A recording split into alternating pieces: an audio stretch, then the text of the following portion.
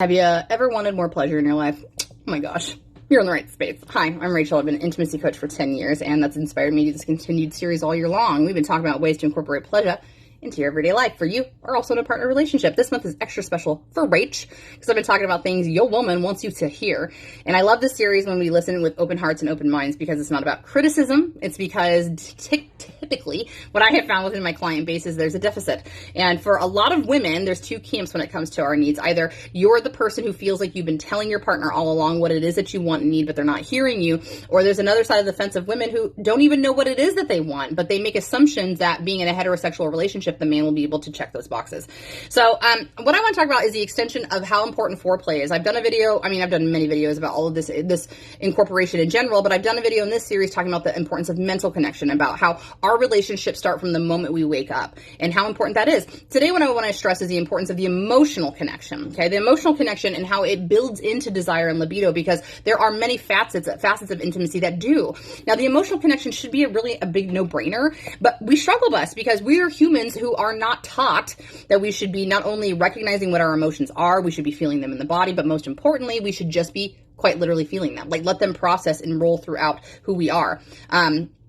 For men, this is probably not a surprise, they're not coached or even encouraged to discuss their emotions. They're kind of taught to talk them down. And if anything, the only emotion we really see from men is strong and anger. I mean, that's obviously a very large assumption, but I think you know what I'm saying. When it comes to women, we're actually coded as the emotional ones, which is very bizarre because all species of living creatures have the full range of emotion. We feel happy, we feel sad, we feel angry, we feel lonely.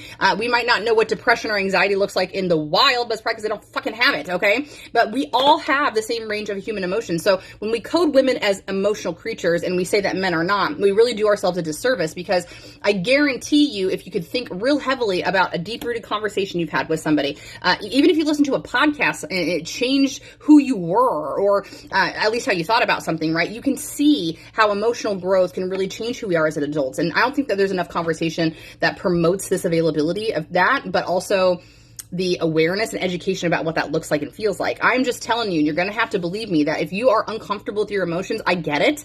Most humans are, if we branch out of the norm of the happy, sad, mad, and angry kind of four quad emotions, right? So it's a huge gift to you, not only to recognize your partner, understand them emotionally, and then give them that permission, but it's for you too, because it will unearth some things that maybe you need to heal from. It might unearth some things that you didn't know that you needed in your life. It might unearth some things that you didn't even know existed in terms of being able to be in a fulfilling relationship. But it is important. So this is something I feel like a lot of people struggle with. They don't even really recognize it as a need. So definitely follow along if you feel like this might be helpful to you, because we'll be covering way more information about it per the usual. But as of now, I appreciate you being here, and I hope we planted some seeds for conversations for yourself and also with that relationship. All right. So thanks for being here, and I'll see you later. Have a great day.